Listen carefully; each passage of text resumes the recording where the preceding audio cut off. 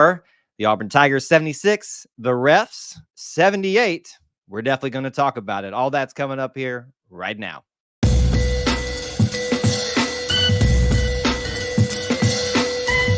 War Eagle Auburn family and a special War Eagle, and welcome to you, our E2C Network family. Thank you for joining us, whether you're watching live, whether you're watching on the replay.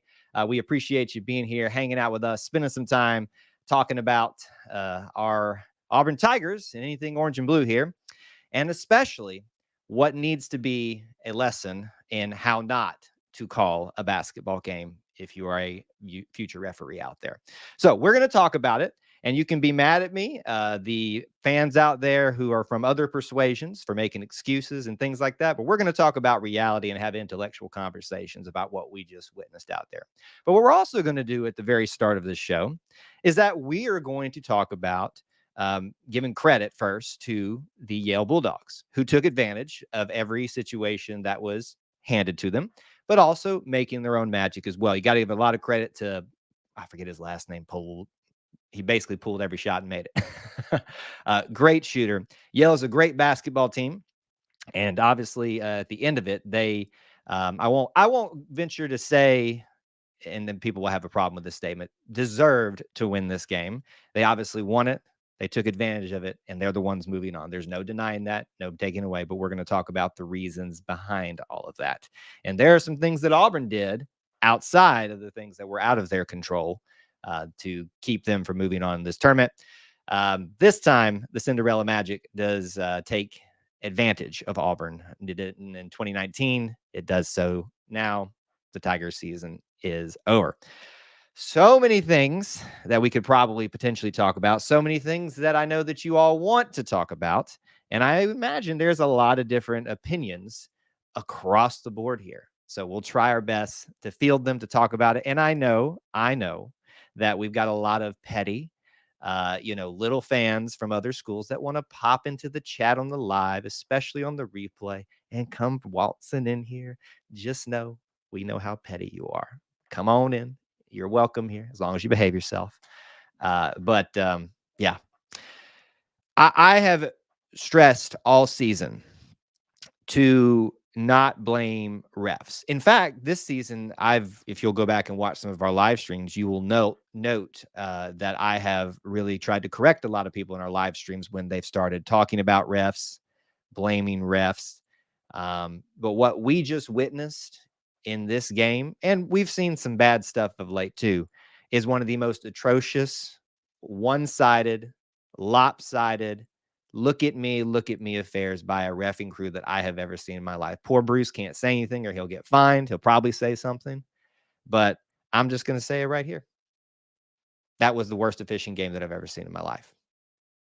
Absolutely. Hands down. Referees should not influence the outcome of the game. Referees should monitor, should keep things on track, should correct wrongs, but not correct wrongs in the way that it alters the course of a game. And that's what happened here. And if you're a Yale Bulldog fan or one of our rivals or schools that just love to revel in our misery, if you can't openly admit that, yeah, it was one-sided, you're not being intellectually honest, to be honest with you. So that's kind of how I feel about it.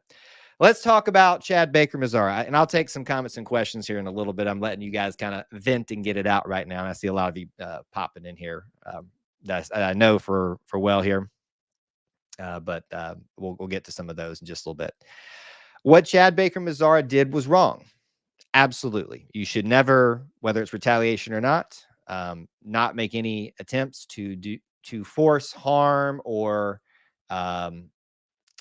extracurricular activities. They're just not necessary. They're not needed. It is part of the game, though. I can tell you that as a former college basketball player for 1 year. I can tell you that as a high school basketball player. It is part of the game. It happens. And, of course, if you go back and look, you'll notice what he was retaliating to. Doesn't change the fact. But what it does change the fact of is the outcome of this game of sending out, I guess I should say, Chad Baker-Mazara with a flagrant 2. I have seen flagrant 1s that are more egregious than what you just saw. What you saw right there was a ref, first of all, wanting to get his 10 seconds of fame. You also saw a ref that clearly knew Chad Baker-Mazar's reputation that he had accrued, especially during SEC conference and tournament play. And that's on Chad. That is on Chad. That was an attempt to respond to what they saw previously. There's no denying it. You can try to, make excuses for them. There is no referee that is worth their salt that will look at that and not at least question the validity of a flagrant 2. Flagrant 1, I would actually be the opposite way. If they didn't call a flagrant 1 on Chad in that situation, if they're going to call it, I would be upset the opposite way, or I wouldn't be upset, but I would be understanding and relenting to any frustrations that Yale might have had that not been called. So it goes both ways, but it's not a flagrant 2 call. It is absolutely egregious. One of the worst things that I have ever seen happen in a basketball game, much less one of this magnitude. Again, I said at the beginning of this discussion, and I'll take some of your comments, I don't want it to be lost in this. So for those of you that pop in at the end of the stream, the replay, or they're not listening to every part, congratulations to Yale. You took advantage of what was, you can only play with the cards that you're dealt, and you were dealt the opportunity to take advantage of a situation where the refs very clearly put it in your favor. You won the game. Congratulations. I don't know that y'all be going much far after that, after the way that played. But anyway, so here we go. Josh says, just heartbroken. That's the rough part about this, is because you've got some very special players here.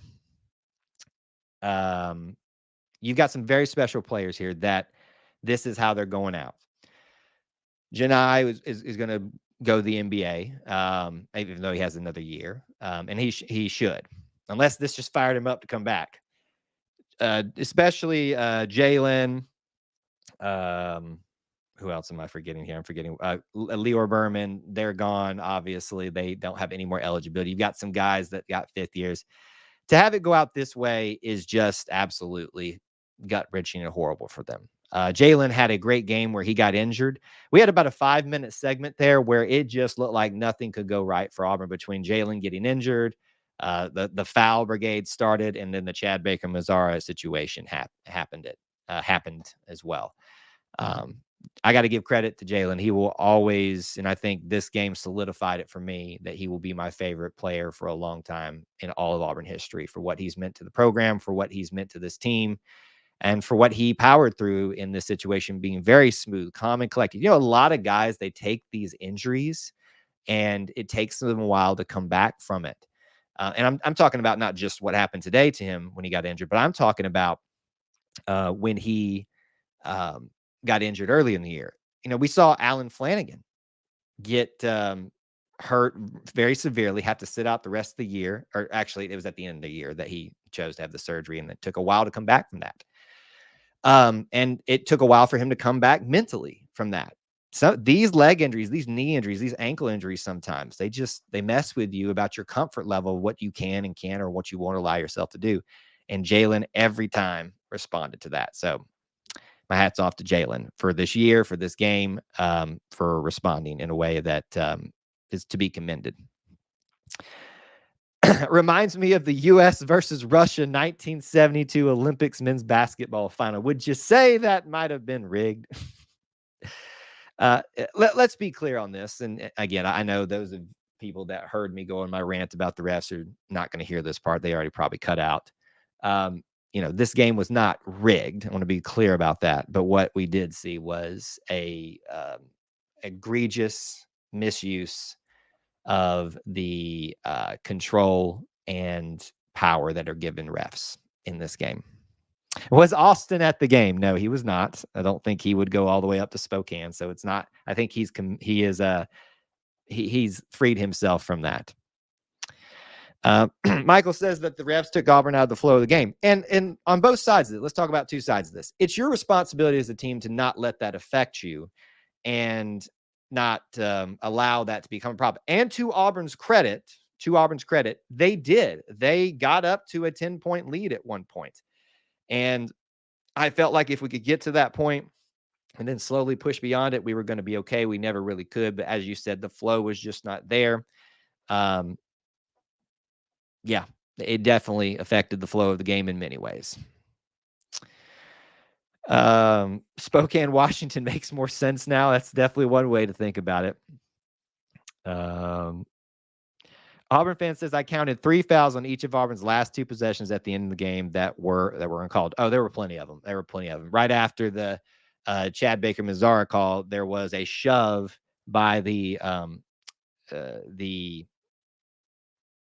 Yale guard who was trying to set himself up for a 3, pushed our guy, Chris Moore, that's who it was, off into the ground. Now, that's not a flagrant, but it was literally right after that. And if there's any time that you need to be more aware of, hey, if we're going to be calling something like that on this team, we need to be really sure that we're checking this other team as well. And let me say this other part too that I think's missed it. I know I keep coming back to the refs because that's just the biggest part of this discussion. Let's just be real. I hate having games tarnished by referees. And I think that's what's missed in frustrations, and if you notice, I'm ignoring some of the shenanigans in the comments. I hate when basketball games are ruined by refs for both teams. This should have been, and it's a special moment for Yale right now, regardless. Okay, they got the upset. Congratulations. Right. They're the winners. They're moving on. There's no denying that. But to say it's not a tainted win, it's kind of like saying the Samford call last night, or non-call on the foul. I guess, fouling the air is a foul these days based on what we're seeing from some of the referees. To say that the win's not tarnished is not being intellectually dishonest. You'll know that's my key phrase today, is being intellectually dishonest. I hate it for both teams because Yale deserved, if they were going to legitimately pull off this upset without the refs affecting the flow of the game, they deserved that. They deserve that moment to have whooped our tails without that being a factor in it. And so I hate it. This game is tarnished for us, for them. And look, it's not going to matter to them. They're moving on. If they continue on a little Cinderella run, obviously they're going to not look back at that. But it is a tarnished win if you were being intellectually honest. Brian says the horrible call, but CBM deserves some blame for giving the refs something to call on him. And I agree with that. I 100% agree with that Chad has developed a reputation that is warranting refs to pay attention to him more. And unfortunately, he's the one that got caught retaliating. Because if you go back and watch the tape, there was the original foul that was not seen. You can't help that things aren't seen. I question whether it wasn't seen and the choice wasn't made to just not do it. But yeah, it is a lot. The game is not his fault, right? If you can't overcome losing one player, especially not, I want to be careful when I say this and not to diminish anybody's role in this team, but your top player. Janai is our top player, right? If you don't lose someone if you lose some of that caliber and you fall apart, were you really that good of a team? It's kind of like we talk about the 2019 team, the 2021 2. Jabari and Walker, they had their worst games together in the second round of the NCAA tournament, and we fell apart. Like nobody could do anything else. And you realized without them, the team wasn't as well-rounded. This was a well-rounded team, and it took some outside situations for this to be not in the win column for us. Tyler, stop trying to stir stuff up. I know what you're doing. They can't take the SEC title, though. Absolutely. It's definitely a bright spot in a very, very sad end to the season. Yale is a 13 seed as a champion. Are you talking about of their league? Well, that's because they're from the Ivy League, and the Ivy League, if you're not part of the power conferences, you're not going to get as much respect in your seating, so there's that. Troy says that we took Yale for a joke, and now the joke is on us. I will vehemently disagree with this take, and I'm not trying to pick on you, Troy, but this is just a poor take. We didn't take them for a joke. We every time we got hit in the mouth, we responded. We were in control of the game to start with, and then the refs really, really influenced the outcome of this game. And every time they did, we responded again. But at some point, it becomes an issue. And now, listen, I want to be honest here too. We talk about free throws winning and losing championships. That is very evident with Auburn. Had position to tie it up and potentially save themselves. Couldn't make their free throws. I say it all the time here. But if Yale had made some of their free throws, boy, this wouldn't even be close because of the amount of calls that they were getting. But they couldn't make the free throws. Latrell says, still the champion in my book, as it always should be. Chris, I disagree with this. There is this narrative that's been really pushed by a lot of people, and I'm not saying it's you, but I'm just saying that this smaller guards that can't finish at the rack are the issue. Well, that's what they said about last year, and we got bigger guards, and it is still an issue. It's the issue with this game, not with this team. And again, I say this a lot. I've said a lot on this stream. I'm trying to reiterate it. Auburn could have done a lot to help themselves in a lot of different categories. I haven't even looked at the stats yet. We're probably not going to all that much. But the reason this game didn't go Auburn's way is because of how it was called. There is no denying that, and there's no shame in saying that. I am not someone that prides myself on blaming refs. I worked real hard to remove that from my commentary, especially this year, because I've grown tired of that being an excuse. It is not an excuse. It is reality in this game.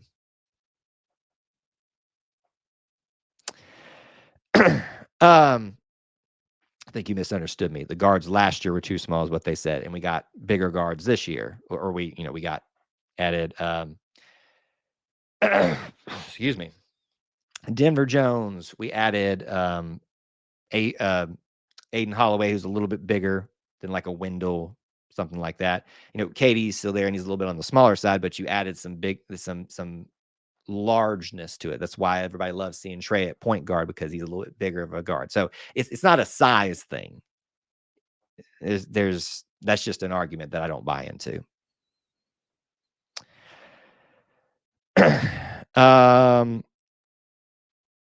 This was the last time. Auburn fan on Twitter says, this was the first time I actually heard the announcers on TV question the fouls during the game. Major props to them. There was some of that, but there was a lot of protecting.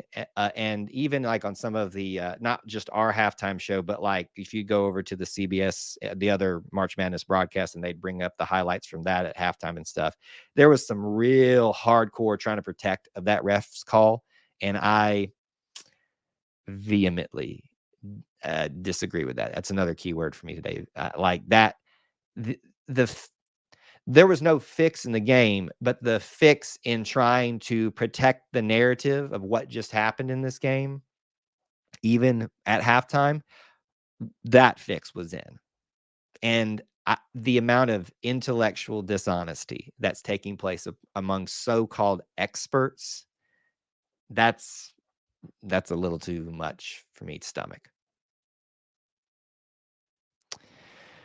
I can't believe we let this team score that many points. Well, that's easy to. It should be easy to do when you get that many opportunities to go from line. I'm curious. Let's go look at team stats a little bit and see free throws. Both shot very poorly. Yale made them down the stretch. Auburn did not. 21-31 for Yale, 67.7%. Auburn ends up with 68.2. I bet they were probably about 74 or something like that before, maybe 75, closer to 80 before those last missed 3 or something like that. So yeah. Benjamin, I hope that's not what I'm seeing is correct in here. This, no offense to you if that's legit, and anybody else that gambles, but this is why you don't gamble.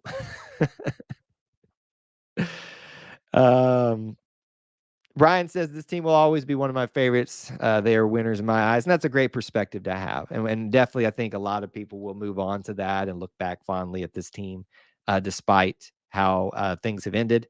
But right now, our focus is a little bit right here on the here and now at this moment. Time to hit extra shifts at work, or you could not gamble, and then you wouldn't have to do that. Just saying. When did Yale reach the double bonus during the game?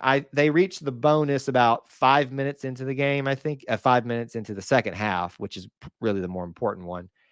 Double bonus, I'm not sure exactly when that happened. Now, you can probably find that on some websites, tracking where the fouls happened, but I don't really care that much to do the math for you guys, unfortunately, there. Again, I want to give credit to Polakidis, 28 points.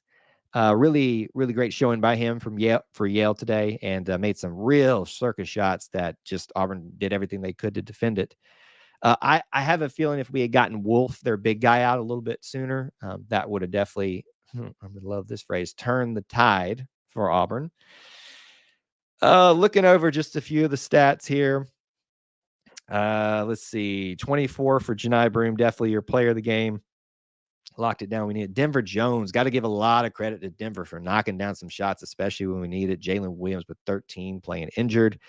Those three guys lead the way tonight. And, you got to wonder if Chad's there.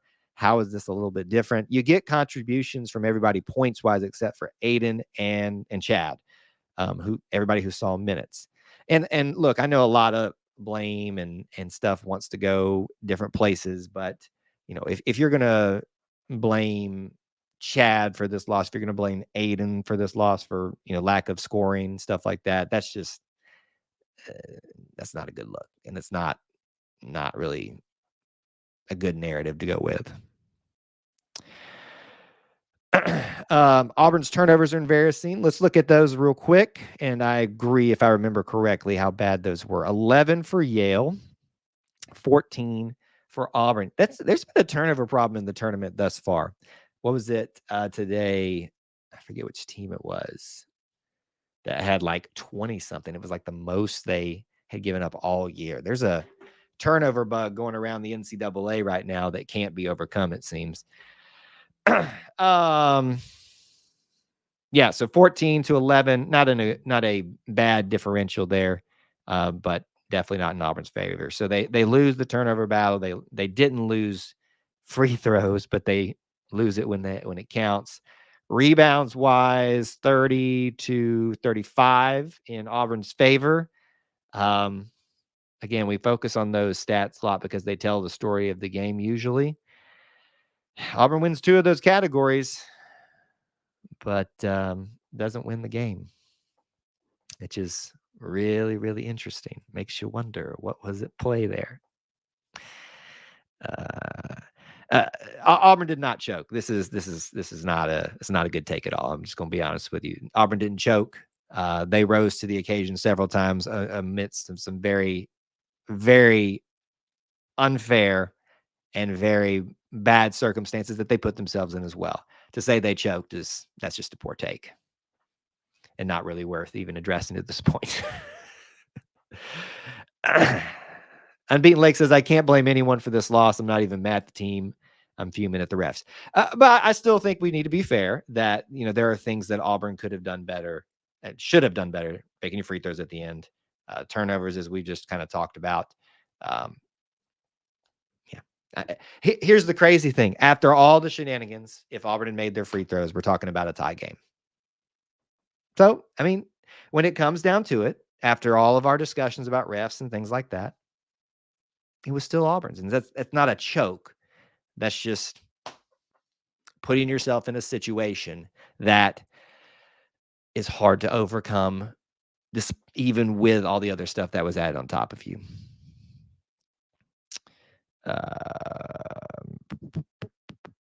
Would love to see what Charles is saying right now. I don't know that we could broadcast what Charles was saying during that game, to be honest with you.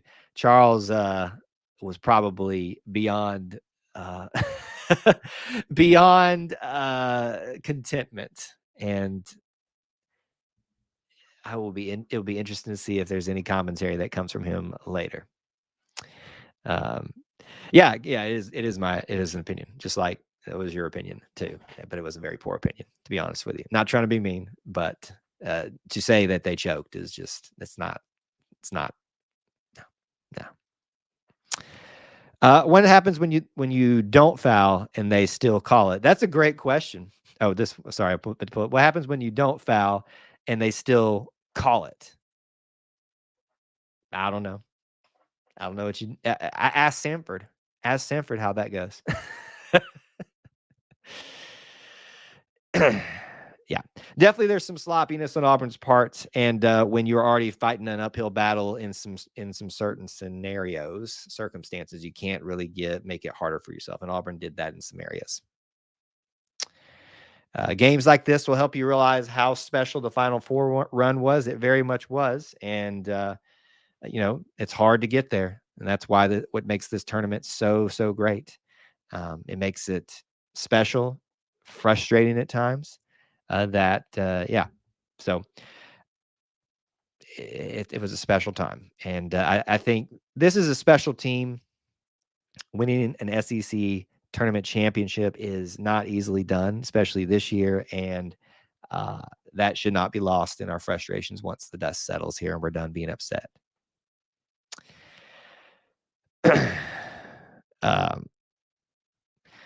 Chris, and I agree, Chris, that just because someone has a different opinion doesn't make it a poor opinion. It can be a poor opinion if there's not a lot standing on it. So, that's all I'm trying to say there. And sometimes we say things without thinking through them. And I've worked real hard to because I'm here in front of you guys and all my stuff's for posterity so people can clip it and put it out there. But you have to really think through some of the things that you say before you actually say it. Because it's a hot take. Auburn choked. But did they really? I'll tell you when Auburn choked. Auburn versus Florida, the first go round. That was a choke job. I'll tell you when Auburn choked. Auburn versus Clemson, the first year Bruce got into the tournament. I'll tell you when Auburn nearly choked. New Mexico State. And I'm not talking about football. I'm talking about in the Final Four run. Those examples, that is choking. Games you had no business losing, had no other issues other than you just fell flat on your face. So to raise this game to the level of choke compared with Auburn versus Florida the first go around this year, that does not compute. And that's why it's a poor opinion. And opinions can be poor.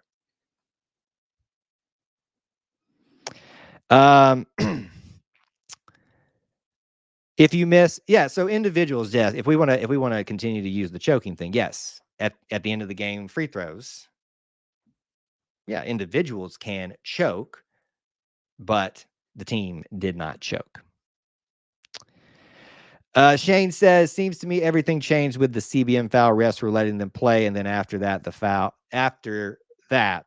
foul, the way they were calling it changed. But it's hard to even say that too, because that was so quick into the game. What was that, 3 minutes into the game? I don't know that we could have said that they were, maybe, but it felt so quick. I don't know how that we could have seen that.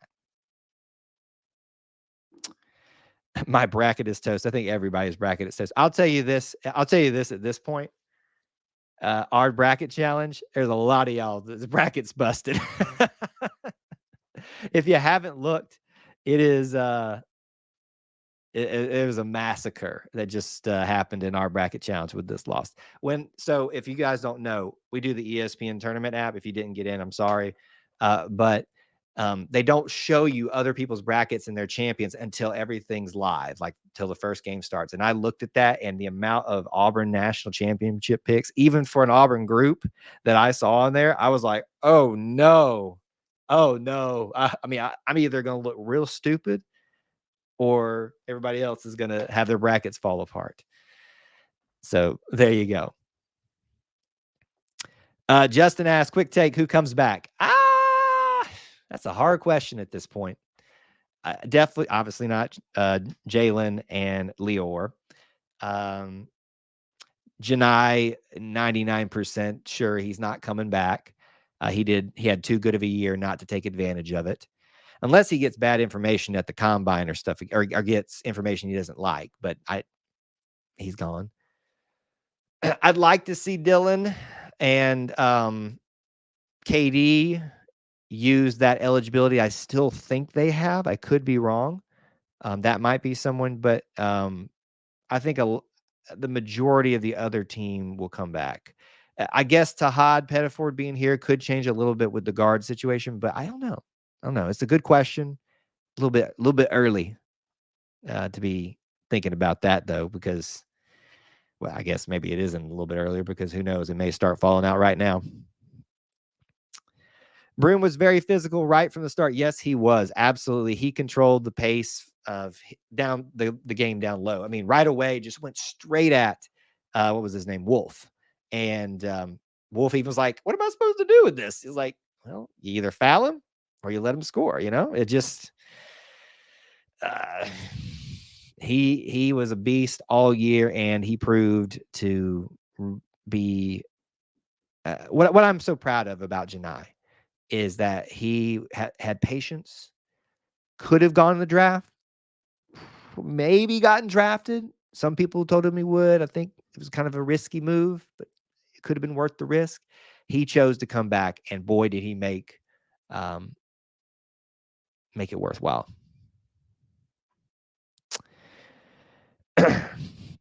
All the complaining about the seating turned out to be a waste of time. It wasn't wasted time. It's kind of like discussion, not to bring it all back around again, but discussion we're having about the refs. It's still a valuable conversation to have because it affected things. Auburn should not have been, and it's actually legitimate conversation because we wouldn't be in this situation with this Yale team and this riffing crew had we been a 3 seed. But I get that's a lot of ifs, cherry picking, all that stuff. So it's not even really worth going down that road. But yes, it's not a conversation and it's one of those things you need to get your frustrations out about it and just let it go, kind of like Bruce did. Bruce said his piece during the press conference, but didn't really just go on and on about it. A lot of people did go on and on and on and on about it. I probably did a little bit more too. But yeah.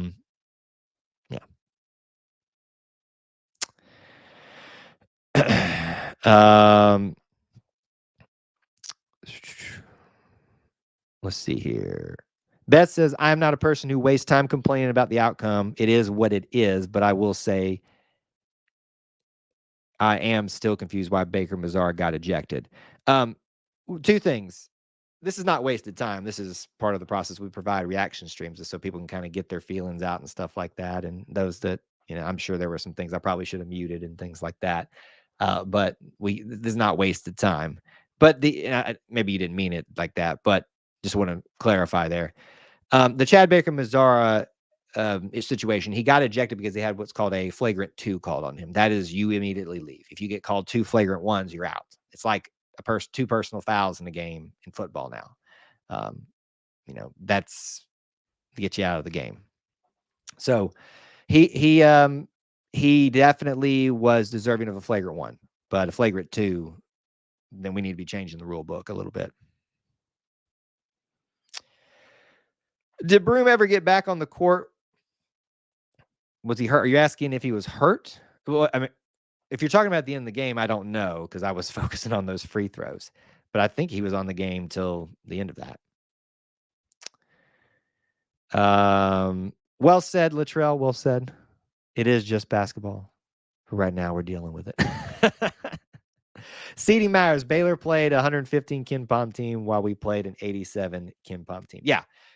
That's why when we were talking about that, I think what he was saying about the seeding, the over obsession about the seeding was not warranted, but it does end up mattering in the thing because if Auburn's in a different seed and frankly is a higher 4 seed, they're not in this situation.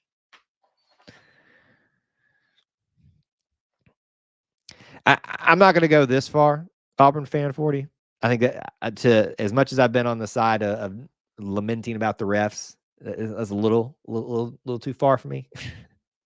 I think a lot of people do have it out for Bruce, but in the NCAA didn't. This was solely this crew.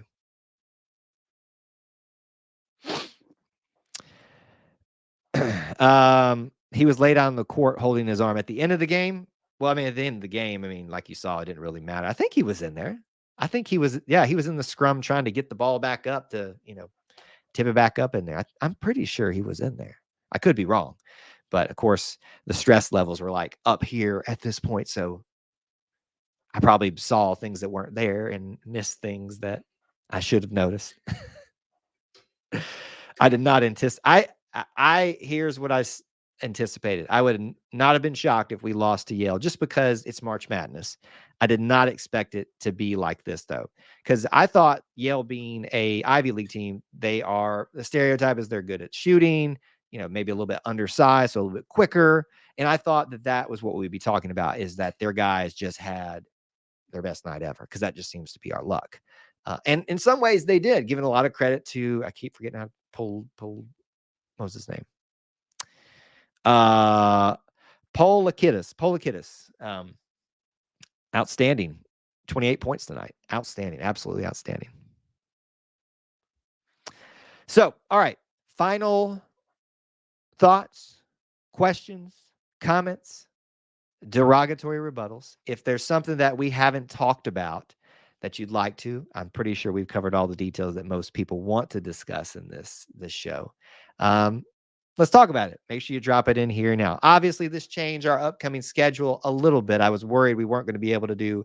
I'll do these little reminders real quick, and then we'll take some more comments if you got any. I was worried we wouldn't be able to do our Sunday night show because we might potentially have a time conflict with an upcoming game, but it doesn't matter anymore. So Sunday night, the Auburn Experience, episode 71. We'll be talking about this. So please join us if you can. Basketball season is now officially done across the board for all teams, and we will definitely discuss the good and the bad and the good. And there is some good from that too.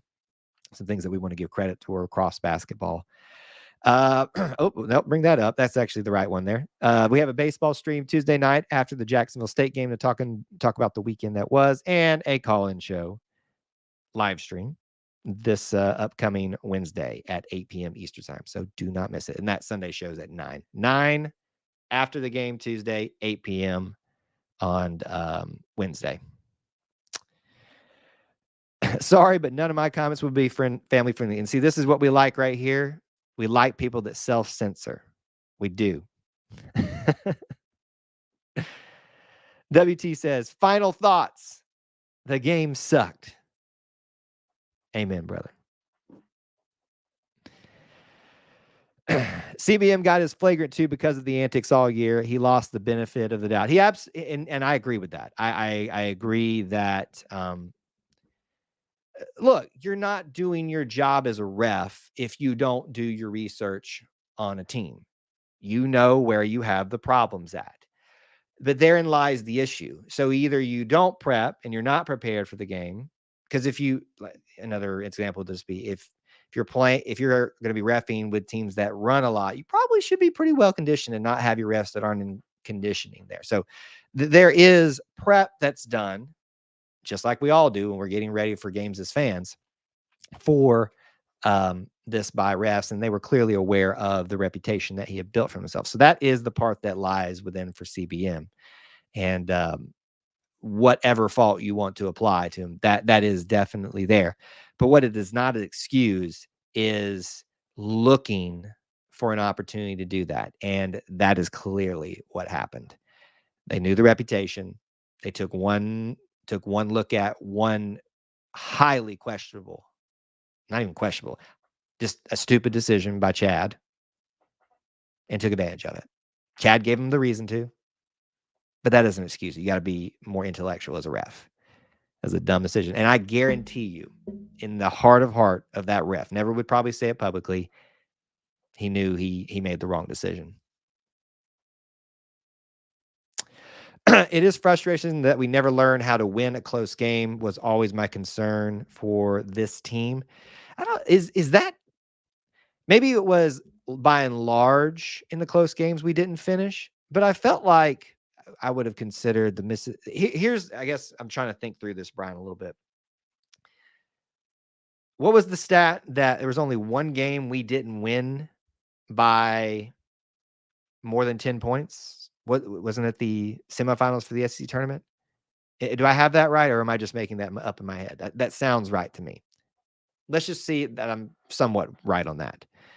If the games that you lose are all close games, then maybe that's true. But I feel like we got blown out by Florida. Alabama was close. Mississippi State, I feel like, was not a blowout, but it was like a comfortable lead for them at the end. Kentucky was a blowout.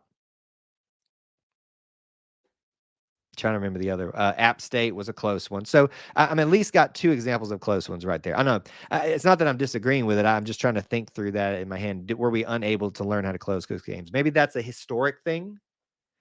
But as Bruce has shown, like the narrative has always been that he can't win on the road.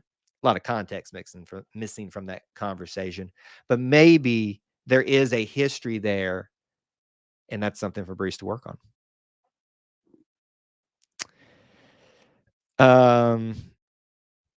Let's see here.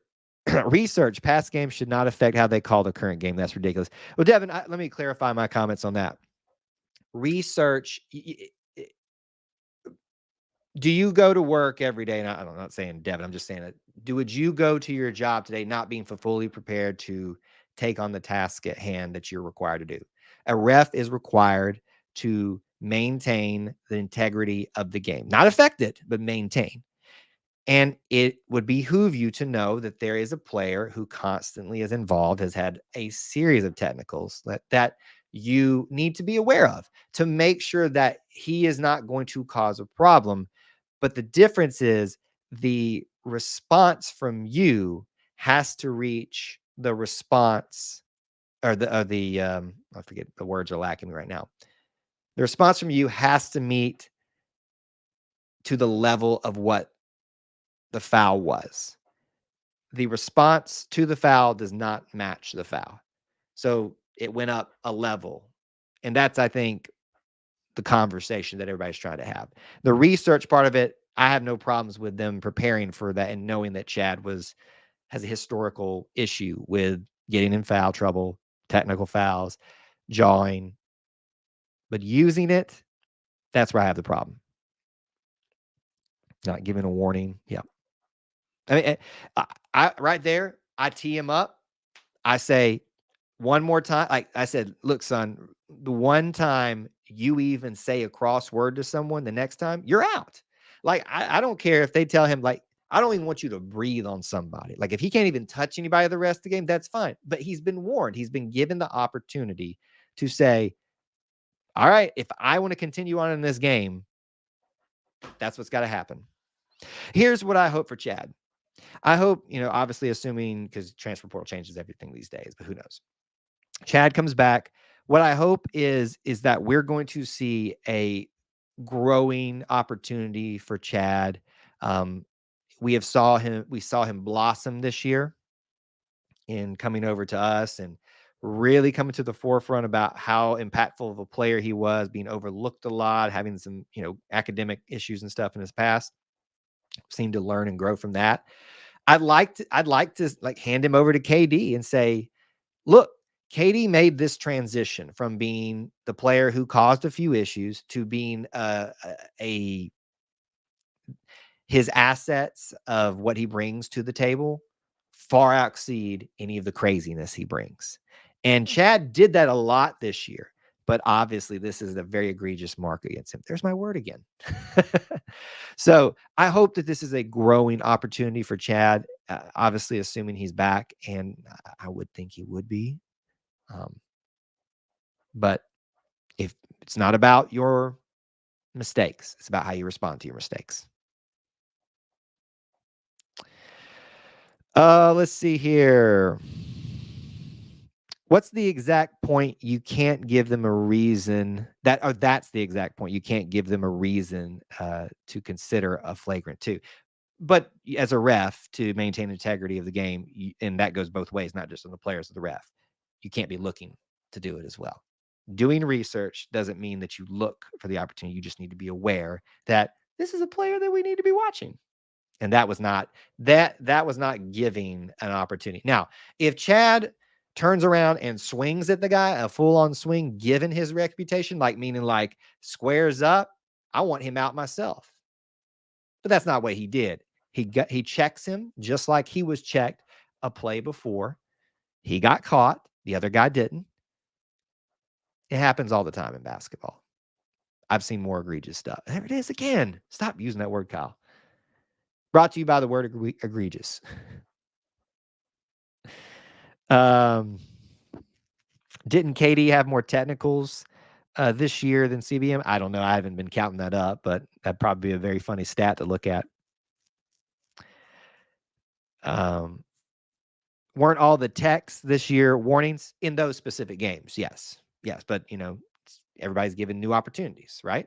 Each game, you're given a new opportunity to do something different, and you build a reputation, but that shouldn't raise here's the point, Chris, and I've seen you've disagreed with me a lot in this thing, and several others in the chat. Here's the point. It wasn't a flagrant 2 call. And that was choose my words here nicely and not use egregious again. I would say it was unethical to call that. It was not a F2 call, even close. And that is the main point. The rest of that, we probably just aren't going to agree on. It's a good word. Yeah, but if you use the word too much, does it lose its value? And I'm trying to I see and hear myself a lot on these streams. So I'm trying to be better at some things, like the way I used to talk, the way I used to handle certain situations. And I probably not handled every situation even great on this stream. But that's one thing I noticed. I'll pick a word, just harp on it. And apparently, you know what that was? That habit is of me. It's egregious. All right. Final thoughts, questions, derogatory rebuttals. Let me know what you got. If you want a good time, or not a good time, if you want to just find something to yell at, come back to the comment section of this afterwards on YouTube, especially. You will see the Bammers, especially probably after they win their game, in full force, and several others as well. But anyway, I don't want to leave without hitting any other topics that you guys may want to discuss. So please don't be shy. Again, final reminders: smash the like button, not for the game, not for me, but for the SEC championship. Smash the like button for that reason and that reason alone. And obviously, we'd love to see you around here more often. If you're first time here, welcome. Obviously, we're not always this heated and that wild about things on here. I really love the community that we have here, even when we don't always see eye to eye. So I hope you guys will find value in being here. For those of you that have been around for a while, thank you for continuing to come back too. All I have to say is whatever the refs have in the next game, I hope, whatever bets the refs have in the next game, I hope they lose. Well, you'd hope that not be there. At some point, you have to stop shenanigans. Do I do that one too? Do I do shenanigans a lot too? But that's a fun. That's actually, egregious isn't fun. Shenanigans, that's just fun. I refuse to remove that one from my vernacular.